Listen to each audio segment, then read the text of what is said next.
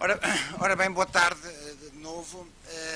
Vamos continuar a nossa sessão da tarde, agora tendo como orador o engenheiro João Ricardo da REN, Redes Energéticas Nacionais, que vai apresentar uma comunicação intitulada O desafio da REN na integração de elevados níveis de renováveis no sistema elétrico, uma história de sucesso. O engenheiro João Ricardo tem um MBA pela Universidade Nova de Lisboa, tem o curso de Engenharia em Sistemas de Potência aqui do IST, é atualmente diretor do Gabinete Agenda Europeia de Energia e foi até há bem pouco tempo o diretor da Divisão de Planeamento da Rede da REN e antes tinha sido presidente do Conselho de Administração do Centro para a Conservação de Energia, atual Agência Nacional de Energia. Engenheiro João Ricardo, por favor. Muito obrigado. Eu gostaria de começar por agradecer o convite que me fez a JEC para fazer esta pequena intervenção, que faço com muito gosto, como ex-aluno desta escola e como também ex-docente, basicamente, primeiro do Departamento de Matemática, depois das máquinas elétricas. E, portanto, nós vamos passar do muito pequenino para o bem maior fisicamente. E, portanto, vamos falar aqui sobre a aventura, digamos, dos últimos 10, 12 anos de integração de largos volumes de geração renovável no nosso sistema elétrico. Julgo que, em termos gerais, isso é conhecido de todos. Portugal é, neste momento, um dos campeões europeus, em particular da eólica, mas também das energias renováveis no global. E, portanto, o que eu vou fazer é contar-vos um pouco como é que, do ponto de vista da empresa concessionária do transporte, esta aventura se produziu, o que é que foi preciso fazer, que alterações, que soluções foi preciso arranjar, como é que isto se organizou e depois dar-vos também uma ideia de como é que este problema está neste momento a ser colocado em termos europeus a uma escala muito maior. Queria também começar por dizer-vos que esta exposição que fica aqui convosco tem muita informação. Eu não vou entrar em todos os detalhes que estão aqui. Depois, quem estiver mais interessado poderá pegar nisto e ler o que lá está, porque ela está feita de um modo, digamos, didático. Tem muita informação escrita. Para aqueles que não estarão tão familiarizados com isto, imagino que haja aqui estudantes de Engenharia Eletrotécnica, mas, digamos, daquilo que a gente antigamente chamava as correntes fortes, e também outros das correntes fracas, eu estou a falar, digamos, com a linguagem antiga, mas haverá também outros que nem sequer serão de eletricidade. Portanto, eu queria começar por vos dar uma ideia do que é o nosso sistema elétrico. Portanto, aqui podem ver neste mapa, a vermelho, uma rede elétrica de 400 kV, que cobre o país todo. Tem aqui um eixo litoral e depois tem uns eixos horizontais em vários sítios, e agora vem até aqui ao Algarve. E esta é, digamos, a nossa superestrutura de transporte de energia. Cada linha destas transporta mais ou menos 1.200, 1.300 megawatts. Para vocês terem uma ideia, um aquecedor em vossa casa tem cerca de 1.000 watts, ok? Portanto, estamos a falar de 1.000 megawatts por cada uma destas linhas vermelhas. Depois, por baixo, tem aquilo que se chama a rede de subtransmissão, que por razões históricas, em que não vou entrar agora, em quase todo o norte são estas linhas verdes 220 mil volts e no sul são estas linhas azuis de 150 mil volts. Portanto, constituem, consoante as regiões, o segundo nível de transporte de energia. Cada uma destas redes, em subestações, tem alimentação direta à distribuição, da qual depois o engenheiro Francisco Sánchez irá falar, tem ligações à distribuição, entregando a energia a 60 kV. Portanto, a rede de tensão mais elevada da distribuição é a de 60 mil. Por outro lado, como vamos ver, recebe também a produção de um conjunto alargado de centrais. vocês terem uma ideia dos números, a nossa ponta máxima de consumo ronda os 9.400 megawatts, normalmente é em dezembro ou em janeiro, quando dá mais frio. Os consumos têm crescido em Portugal e em Espanha até 2007, 2008, cresceram a ritmos muito elevados em termos europeus, a cerca de 4%. Entretanto, estas taxas reduziram-se. E, portanto, aqui podem ver que há um total de linhas de cerca de 8.000 quilómetros, aqui distribuídos pelos diferentes níveis de tensão. Portanto, esta é fisicamente, digamos assim, a descrição da nossa rede. Esta rede liga geração à distribuição. E depois a rede de distribuição vai capilarmente até às casas das pessoas, até às empresas, etc. Eu não vou falar da rede de distribuição, vou só falar desta superestrutura de transporte. Em termos de geração, o sistema elétrico atual é constituído por, eu aqui assinalei neste mapa, estas bolas azuis são as grandes concentrações de geração hídrica, basicamente aqui no norte. A hídrica totaliza cerca de 4.600 megawatts, a grande hídrica. Desculpa, isto tem vida própria. Depois, eu tenho a impressão que ali o professor já esteve aqui a pôr uns desses circuitos vivos. Depois, mas este ponteiro é um bocado maroto. Temos mais 7.400 megawatts de grande térmica.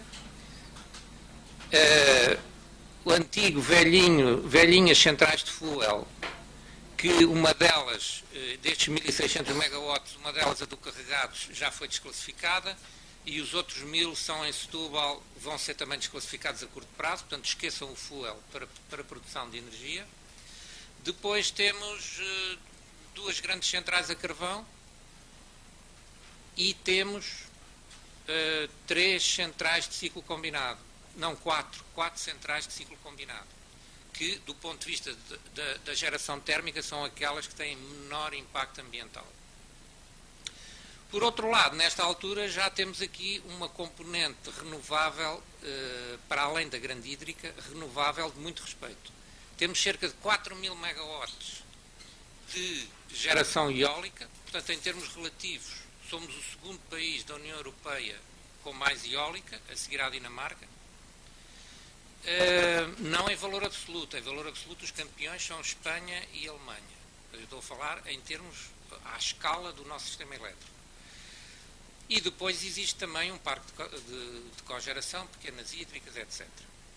Portanto, este é o nosso sistema gerador, que neste momento voltou, como nos velhos tempos, a ser autossuficiente e até, digamos, nós andámos uns anos largos a importar em média todos os anos. Neste momento a situação está equilibrada com o aumento de eólica e com a construção dos últimos 2 ciclos combinados.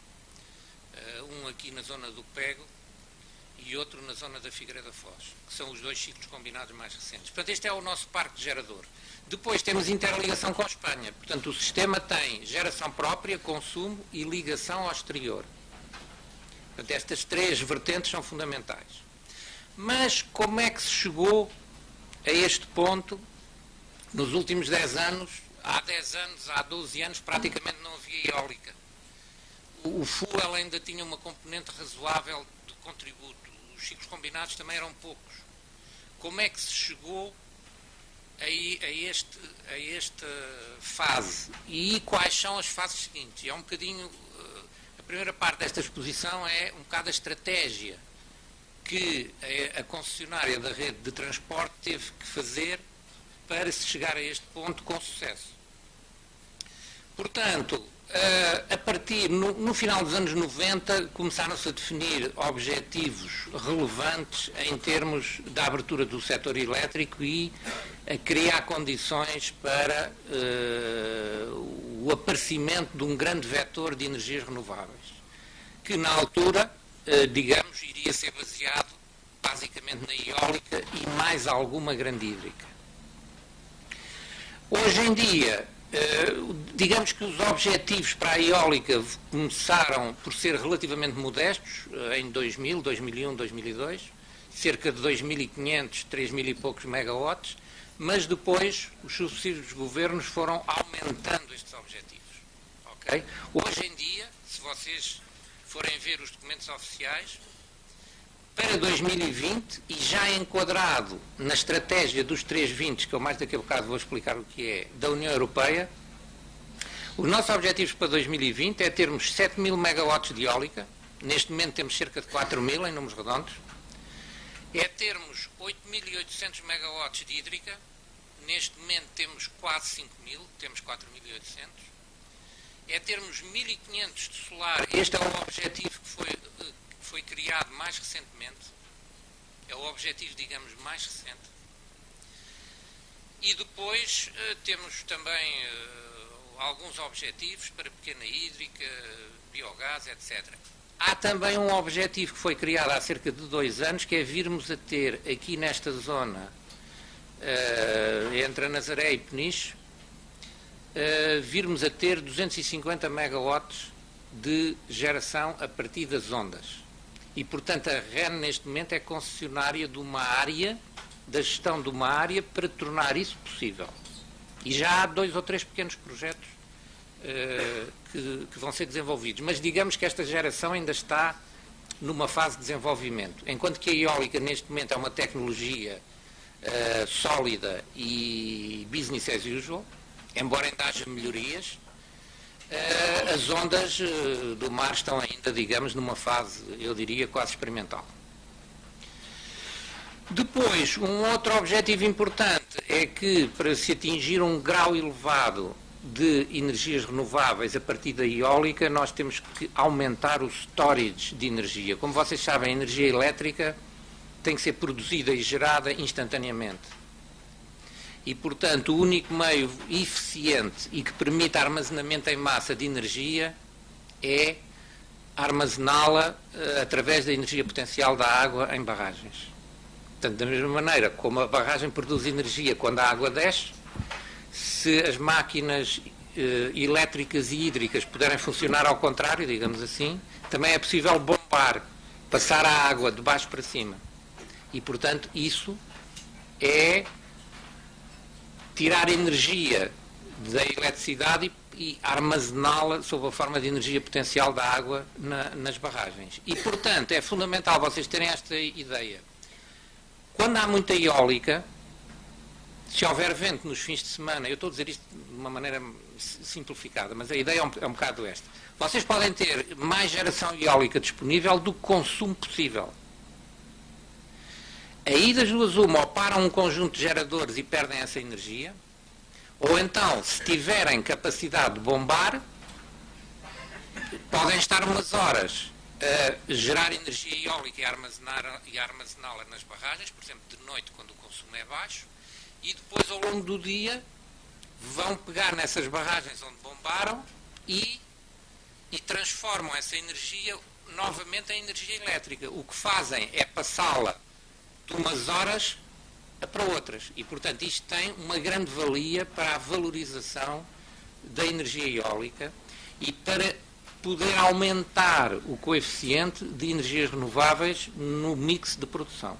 E, portanto, há uma coisa que se chama o Plano Nacional de Barragens, que prevê a construção de mais 8 barragens,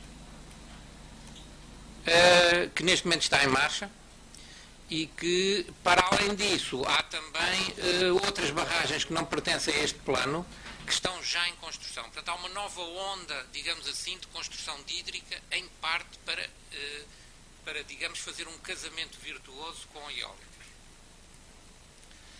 Agora, vamos então ver como é que a REN, que é, digamos, a concessionária do sistema de transporte, geriu esta mudança toda do que era o sistema há 10, 12 anos, basicamente com térmica e alguma hídrica, para um sistema que tem uma grande componente de eólica e ainda vai ter mais hídrica.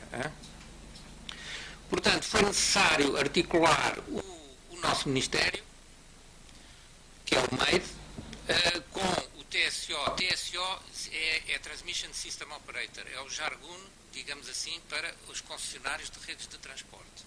E o DSO é o Distribution System Operator, que é o jargão para concessionário das redes de distribuição. Portanto, uma parte de toda esta geração eólica está nas redes de distribuição.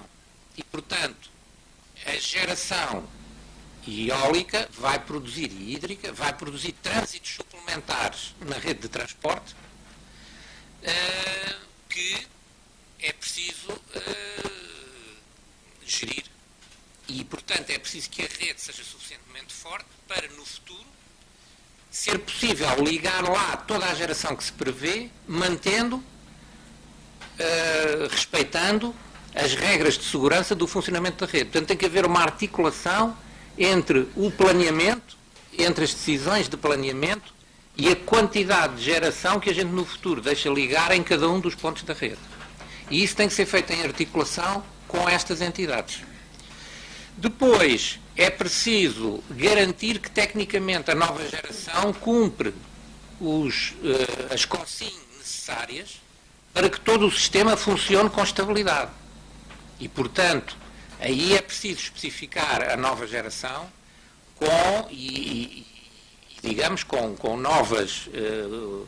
com novas estándares técnicos que garantam que tudo vai funcionar bem no futuro. Por fim, e este é mais um encargo só do Transmission System Operator, é preciso reforçar a rede, é preciso construir novas linhas e novas subestações.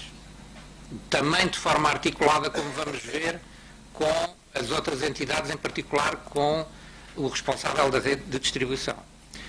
Com o responsável da rede de distribuição, portanto, há todo um conjunto de decisões de como é que se ligam, de soluções para cada um dos grandes parques, para gerir também a quantidade de eólica que se liga em cada zona da rede de distribuição e de transporte. E é também preciso que a distribuição vai exigir aos geradores que se lá vão ligar as mesmas consignas técnicas para que o conjunto todo funcione bem. Portanto, é preciso uma articulação aqui a dois que foi muito intensa, sobretudo durante os primeiros anos, e que ainda continua neste quadro, embora neste momento já como um business as usual.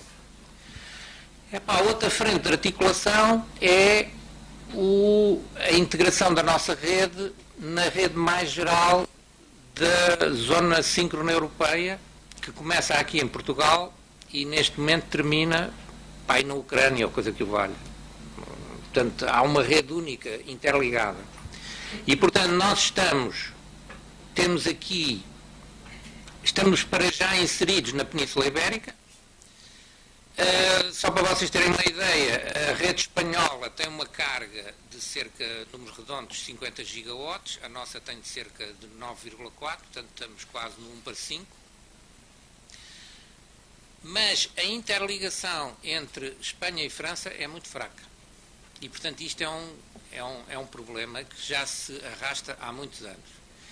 E, portanto, por outro lado, a nossa interligação entre Portugal e Espanha foi muito desenvolvida nos últimos 10 anos. Nós passamos de 0,5, 0,8 gigawatts, portanto, de 500 a 800 megawatts, até 1.300 a 2.000 megawatts, que é a atual capacidade de interligação. Os espanhóis, com uma potência instalada muito maior, em particular eles têm neste momento cerca de 20.000 megawatts de eólica, têm uma interligação com a rede vizinha muito fraca. E, portanto, isto inibe a complementaridade através dos Pirineus. A nossa complementaridade entre Portugal e Espanha está, neste momento, já a um nível muito elevado, cerca de 20% do rácio de capacidade de interligação em relação à potência média. Aqui nesta fronteira, isto é de apenas 5%. Porquê é que isto é importante? Por dois motivos. Quando se tem muita geração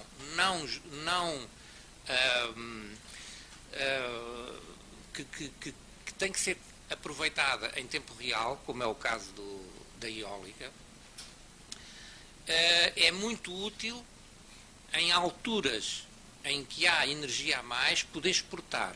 Para além de ser útil poder armazenar internamente na hídrica, é também muito útil poder exportar ou importar.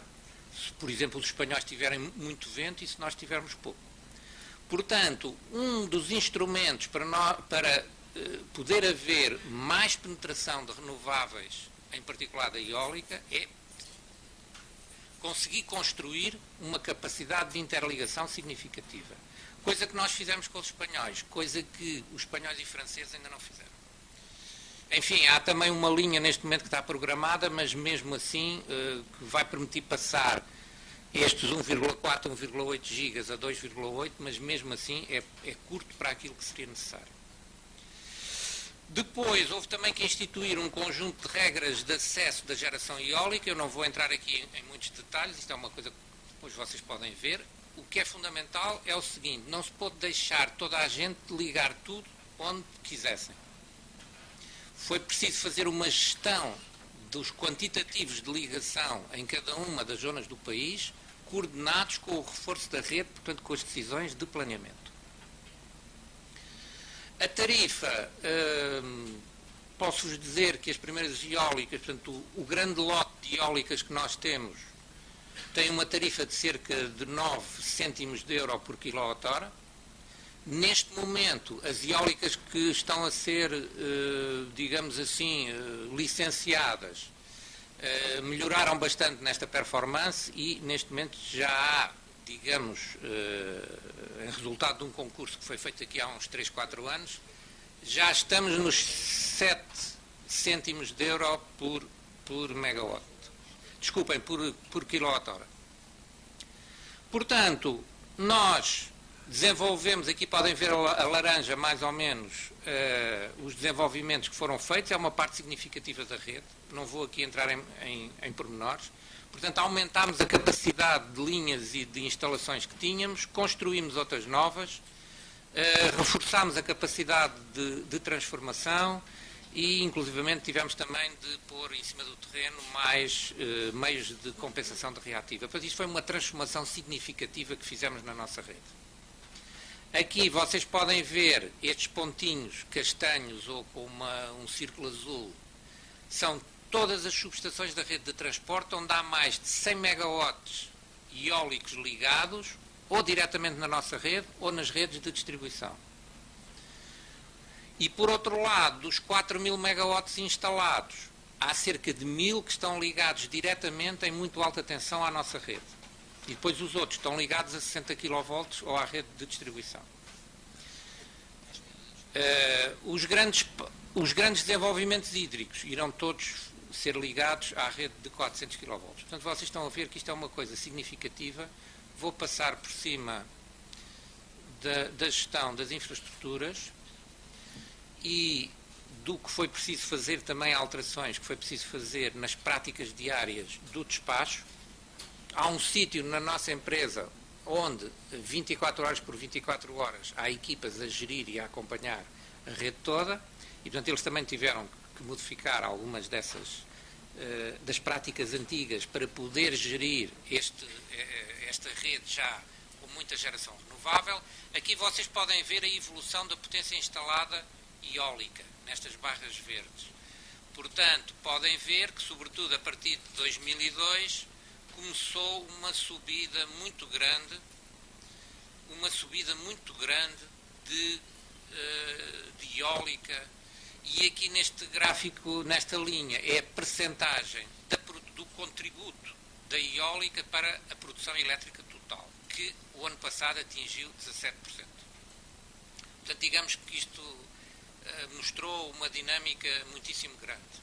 Aqui podem ver uns meses, o inverno 2009-2010, houve aqui 5 meses em que a produção renovável eólica e hídrica chegou em média aos 60 e muitos %. Há aqui 2 meses em que atingiu 75%. Isto é notável, digamos, a nível dos sistemas elétricos europeus. Aqui podem ver dias, vento e água. Aqui embaixo têm, nesta linha, o consumo. Portanto, houve dias em que a contribuição renovável rondou os 90% de todo o consumo do dia. Dias excepcionais. Aqui, claro que também há o oposto, dias de contributo mínimo. Mas, portanto, isto... Bom, não vou passar também por aqui, porque isto é um bocadinho a caracterização de como é que evolui a produção eólica ao longo dos meses. A produção não é toda igual ao longo do ano e também é bastante diferente entre inverno e verão. Portanto, há uma diferença significativa entre dezembro e julho. E setembro, sim. Enfim, é o verão. E agora vou-vos falar um bocadinho sobre a Europa. A Europa prossegue objetivos muito significativos em matéria de renováveis, assentes basicamente em 3 ideias: dinamização do mercado interno de energia, garantia de segurança de abastecimento e sustentabilidade. Portanto, isto é, digamos, o triângulo virtuoso da política energética europeia, que para 2020 tem estes objetivos que a gente designa os 320, conseguir uma redução de 20% do CO2 emitido em relação a 1990, ter 20% a partir de energia elétrica, a partir de renováveis no global, e melhorar a eficiência energética em 20%. Isto são, digamos, as âncoras-chave da política energética europeia. E isto significa, a mais largo prazo, para 2050, a ideia é aprofundar essa linha. Isso significa que vamos ter, basicamente, aqui no Mar do Norte, no Mar Báltico, aqui no norte da Europa, dezenas de gigawatts de geração eólica. Vamos ter também eólica em alguns pontos da Europa do Sul e vamos ter solar aqui. Isto é, digamos, objetivos globais. Portanto, precisamos de ter mais capacidade de transporte norte-sul e mais capacidade de transporte este-oeste. Ok? Porque é preciso gerir a complementaridade de toda esta geração não controlada.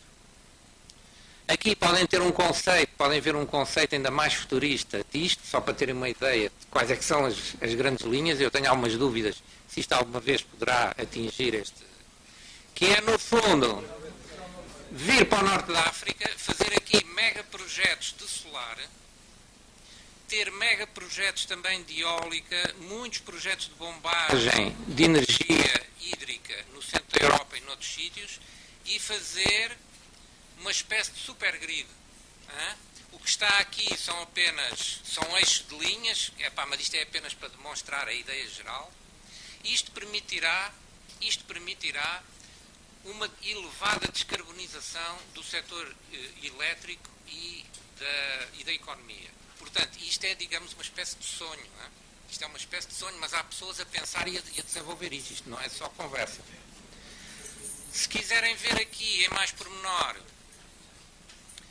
o que é que pode ser o Mar do Norte com 84 gigawatts de eólica, e isto não é tanto sonho como digamos, a outra visão, Europa-África. Isto é uma coisa muito mais concreta que neste momento já está em marcha. Podem se imaginarem aqui Escócia e Inglaterra, aqui Bélgica, Holanda, Alemanha, Dinamarca, Noruega.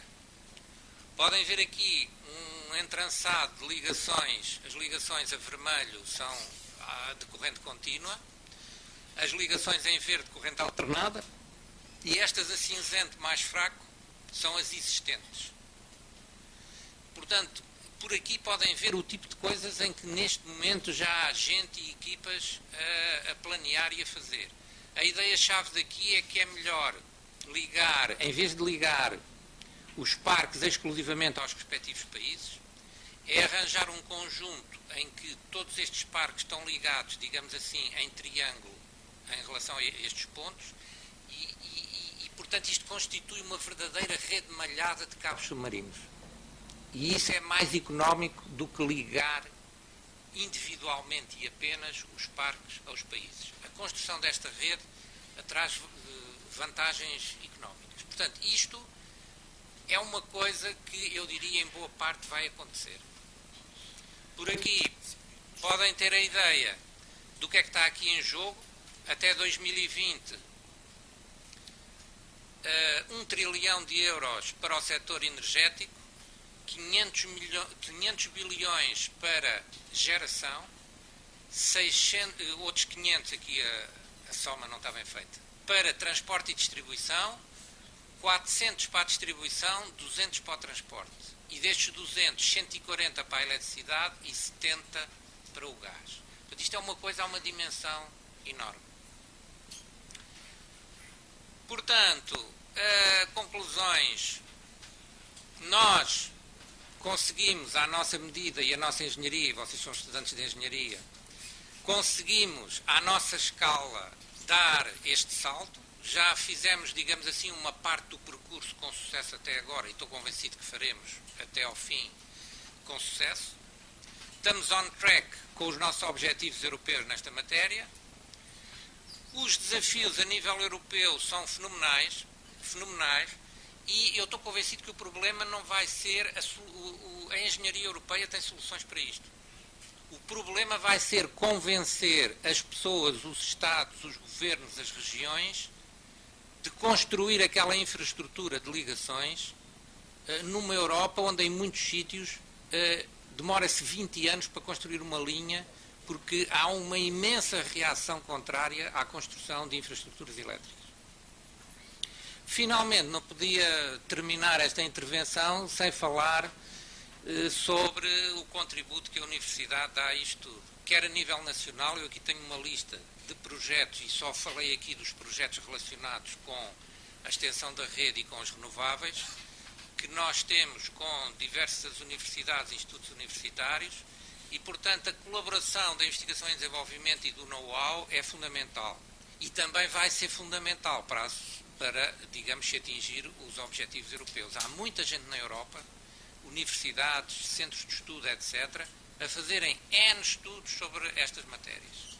E, portanto, é um desafio. Vocês, enfim, eu estou quase na reforma, mas vocês que ainda têm uma longa vida profissional à vossa frente, deixem-se entusiasmar por estas coisas, porque isto é extremamente importante e tem resultados no terreno.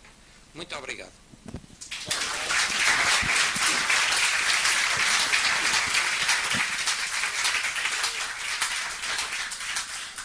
Muito obrigado, Engenheiro João Ricardo. Estamos um bocadinho atrasados, mas vamos ter algum tempo para quem quiser colocar algumas questões ao Engenheiro João Ricardo. Luís.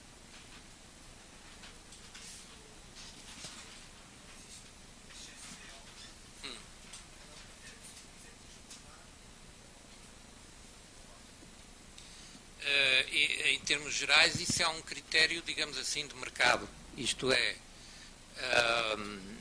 entre aquilo que as entidades espanholas podem comprar ou Transpirineus, quando as ligações para lá dos Pirineus estiverem mais abertas, e a disponibilidade de geração, entre esse acerto, decide-se aquilo que vai ser bombado no próprio país ou aquilo que vai ser exportado. O que é fundamental é o seguinte, é não desperdiçar uma energia que tem um custo variável zero. Portanto, se ela não for aproveitada, não se poupa nada e, em contrapartida, perde-se a energia. Portanto, a energia eólica tem prioridade de entrada no sistema. Mais perguntas?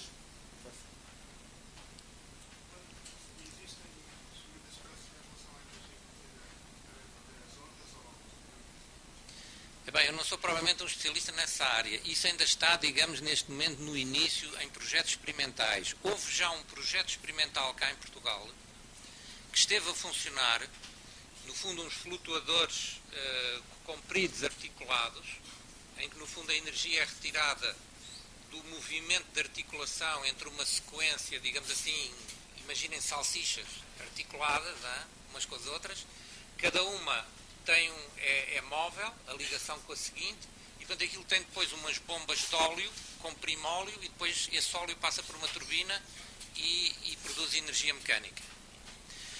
Esse projeto funcionou durante uns tempos e depois teve que vir aí para um porto qualquer, não sei se terá continuidade ou não. O que sei é que há outras entidades interessadas em experimentar também novas soluções.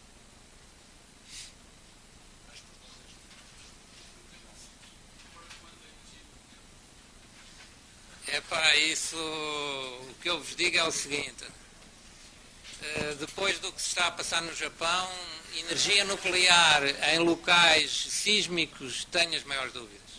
Mas é uma posição pessoal. No entanto, reparem uma coisa, no norte da Europa é muito difícil conseguir-se estes objetivos de descarbonização sem alguma componente nuclear. Agora, quais são os países que vão assumir isso, não sei. Países em zonas sísmicas, duvido muito que se metam nesse processo. Boa tarde. Eu tinha 3 questões para colocar. Sim. Em primeiro lugar, o engenheiro falou no reforço da instalação para geração de energia por grandes hídricas. Sim. Ora, a minha pergunta vai dirigida para o local, porque nós sabemos que nem sempre o impacto ambiental é negligenciável e tem havido já historicamente algumas oposições, muitas vezes, à construção de grandes hídricas. Portanto, eu pretendia saber se há qual é o local em concreto onde se vai fazer esse investimento. Os locais estão aqui, neste mapa. São aqui o Val do Tâmega, há aqui 4 centrais, Padrozelos, Daivões, Alto Tâmega e Govens. Uma destas foi descontinuada por motivos ambientais, por causa de um mexilhão de água doce que foi descoberto nesse rio e que é bastante raro e, portanto, essa barragem foi descontinuada. E depois tem aqui o Fridão, Foz Tua, que neste momento está em construção, Girabolhos e Alvito. Essas são as 8 barragens do plano. Este plano foi objeto de uma avaliação ambiental estratégica prévia. Inicialmente tinha muito mais locais candidatos e, na sequência dessa avaliação ambiental estratégica, foram escolhidos um conjunto mais restrito de locais, não utilizando aqueles em que os impactos ambientais seriam mais elevados. Por outro lado, depois, cada uma das barragens e todas as subestações, linhas, etc., são sujeitas a estudos de impacto ambiental, EIAs, e a procedimentos de avaliação de impacto ambiental. Portanto, no fundo, cumpre-se todos os procedimentos legais que estão consignados. Correto. Falou também que o objetivo até 2020 era termos 60% da energia produzida com origem renovável. Sim, sim. Energia elétrica. Sim, energia elétrica renovável. Sim. É verdade que o reforço da interligação facilita esta expansão, mas, no entanto, o pergunto não será demasiada dependência de energia renovável para a gestão da rede? Ou o que fazer quando em Portugal e em Espanha há vento fraco, ou não há vento? Tem que haver sempre um backup térmico. Tem que haver sempre um backup térmico. Por outro lado, pode ter energia hídrica armazenada que pode usar.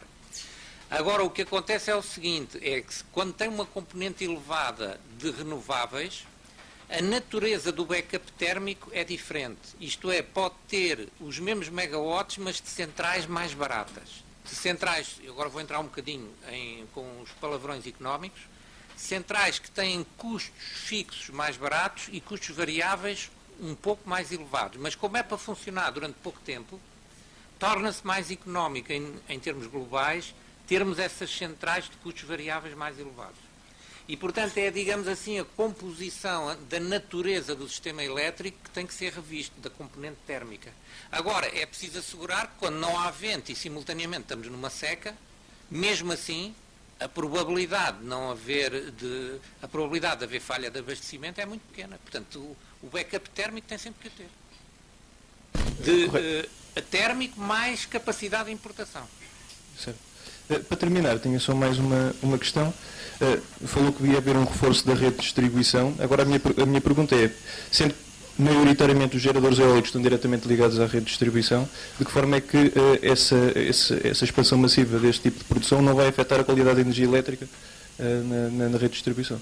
Não, a qualidade da energia não afeta, porque os responsáveis da rede de distribuição também fazem os seus reforços e tomam as suas precauções em termos de especificação dos geradores que lá são ligados, por forma a manter as consignas de qualidade de serviço que estão nos regulamentos. Portanto, os regulamentos especificam determinadas características de qualidade de serviço técnicas da eletricidade, que com eólicas ou sem eólicas, ou com hídricas ou sem hídricas, têm que ser e serão respeitadas à mesma. Mais uma ou duas questões, não? Está ali em cima. Pronto, eu ia fazer uma pergunta, mas de qualquer forma tendo uma tentativa de esclarecimento aqui ao colega sobre as nucleares. Aqui há algum tempo atrás havia uma ideia ou projeto das micronucleares. Com o problema dos atentados, acho que isso também ficou um bocadinho engorado, não é? Não porque a dimensão das micronucleares não colocavam o problema, os terremotos, as placas protegiam de uma forma mais eficiente. Mas eu vou passar à pergunta. Eu sobre isso não sei esclarecer. Exatamente. A interligação com a França não será também difícil, não só pela dificuldade de atravessar os Pirineus, mas porque eles têm uma predominância também de produção nuclear que não lhes interessa, de alguma forma, as interligações. A nossa dificuldade, Portugal e Espanha, é interligar com a Europa. Eu diria, os Pirineus são locais ambientalmente muito sensíveis, em particular as ligações aéreas, portanto por linha aérea, passam em vales dos Pirineus. E, portanto, aliás, é por esse motivo, portanto, são zonas muito sensíveis, isso é um dos motivos pelos quais há 25 anos que se anda a debater um aumento, uma nova linha de capacidade de interligação entre Espanha e França, e ela não se fez até hoje. Que haja outras razões de caráter mais político, em que cada um dos países tenta preservar o seu sistema elétrico da invasão de energia barata do outro lado, eu não vou dizer que não haja.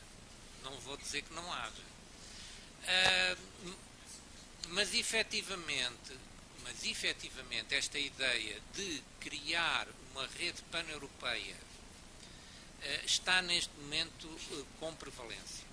E, portanto, neste momento há um acordo de construir uma nova interligação entre Espanha e França, que já está acordado.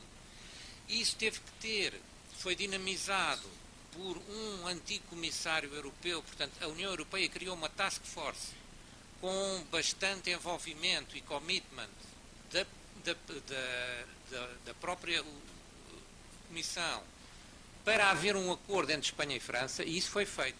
Só que essa ligação vai ser em corrente contínua e vai ter dezenas de quilómetros de cabo enterrado.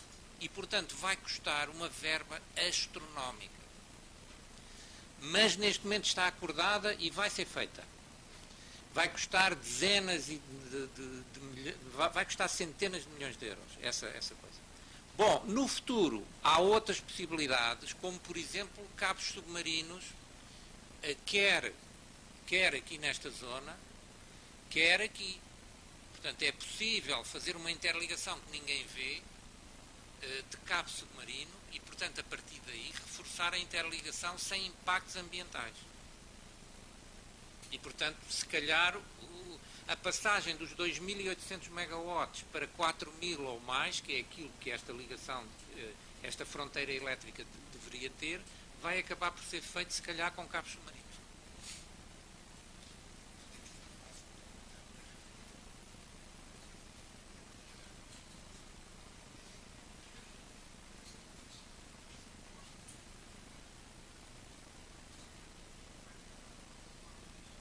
Sim.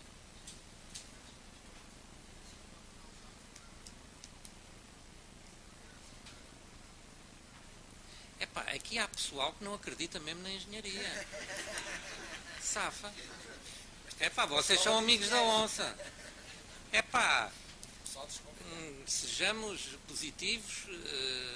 A engenharia tem conseguido resolver os problemas.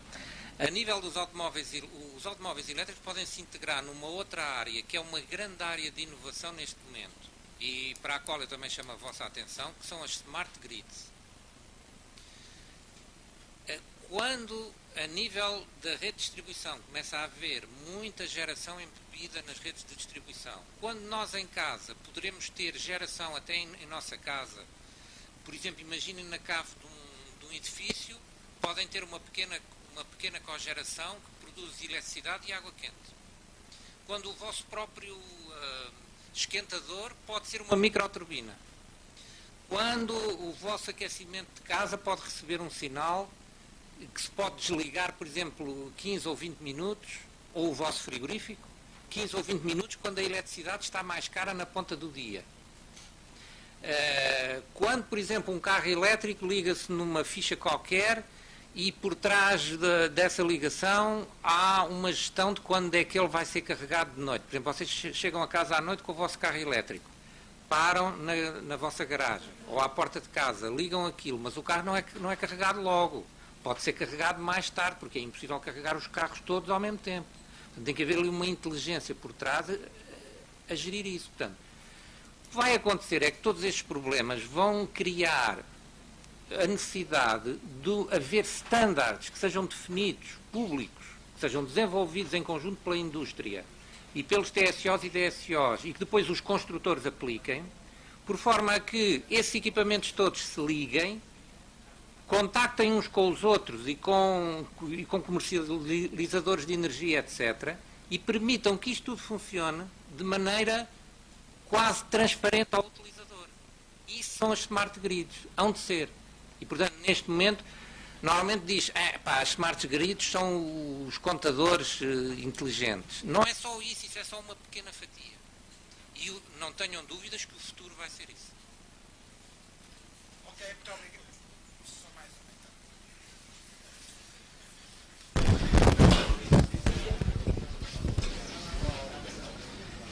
Eu não vou fazer uma pergunta, mas vou fazer só um comentário. E esse comentário é-me suscitado por uma observação que o engenheiro João Ricardo fez. Vocês não acreditam na engenharia? Eu fiquei com dúvidas, fiquei com essa dúvida. E eu queria aqui dizer que, em termos de engenharia, a REN é uma empresa muito forte. É uma empresa muito forte. É uma empresa, pensei que a maior parte dos engenheiros da REN é malta aqui do técnico e foram meus alunos, não é? É um facto, é um facto. Mas, em termos de comparações internacionais, por exemplo, um dado, o engenheiro João Ricardo, é claro que há coisas que não lhe compete a ele estar a dizer, mas que eu posso dizer, não é? Em termos de comparações internacionais, por exemplo, o tempo equivalente de não fornecimento de energia. Portanto, a REN faz uma figura ótima, agora não tenho aqui os números na cabeça, não é? Mas a REN faz uma belíssima figura nas comparações internacionais. E isto é um dado muito importante. É um dado muito importante. Porque, como todos nós sabemos, hoje em dia nós não toleramos, não é? Quer dizer, dar ao interruptor e a luz não acender. Não toleramos isso, não é? Quer dizer, e se estamos de luz acesa e ela se vai embora, ainda toleramos menos. Portanto, este é um indicador importante. A situação que foi descrita, não é? Da integração das renováveis. Eu ainda me lembro aqui há 10, 15 anos atrás, disse, esta não é do vento e tal. É uma coisa só simbólica, não é? Na rede de distribuição, não é?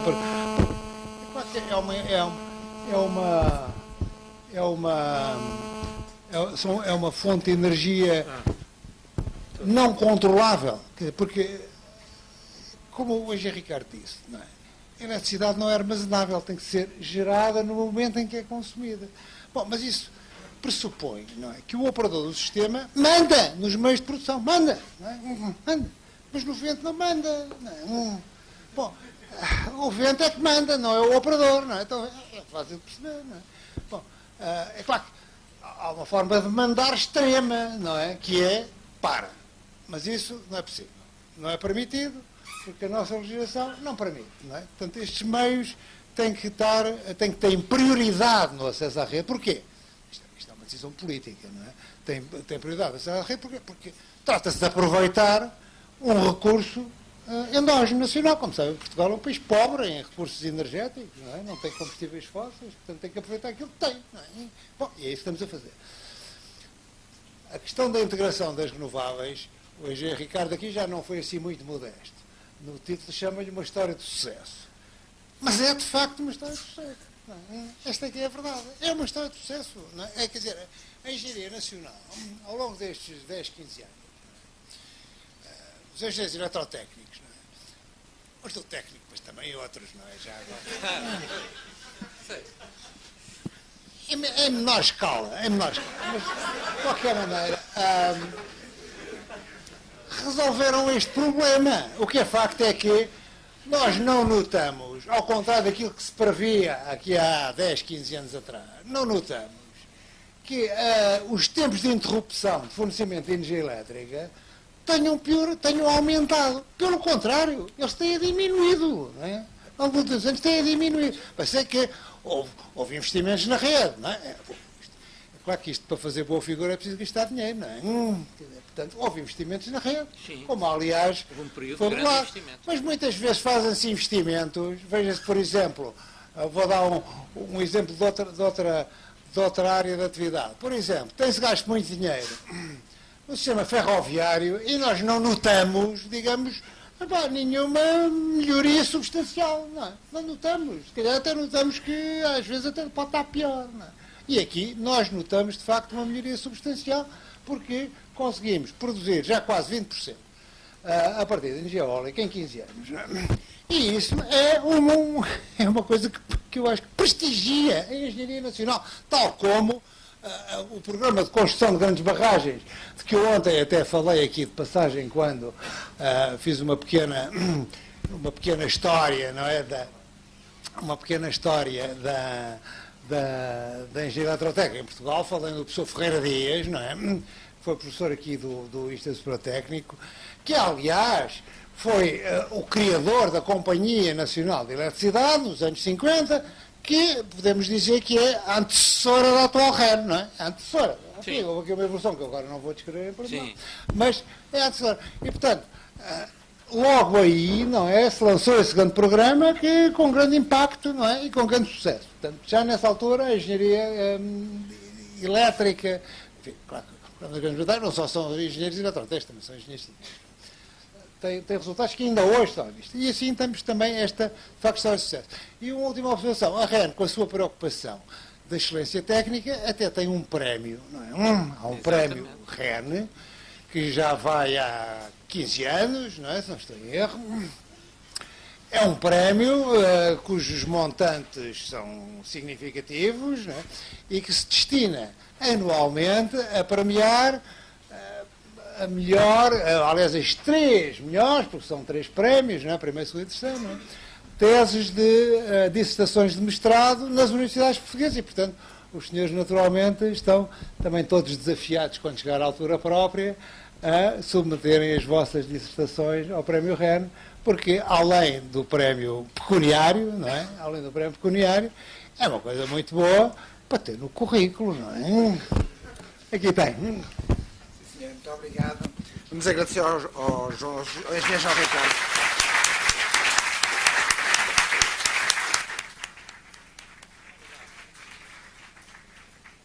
Só fazer um intervalo de 5 minutos para mudarmos aqui a organização da mesa.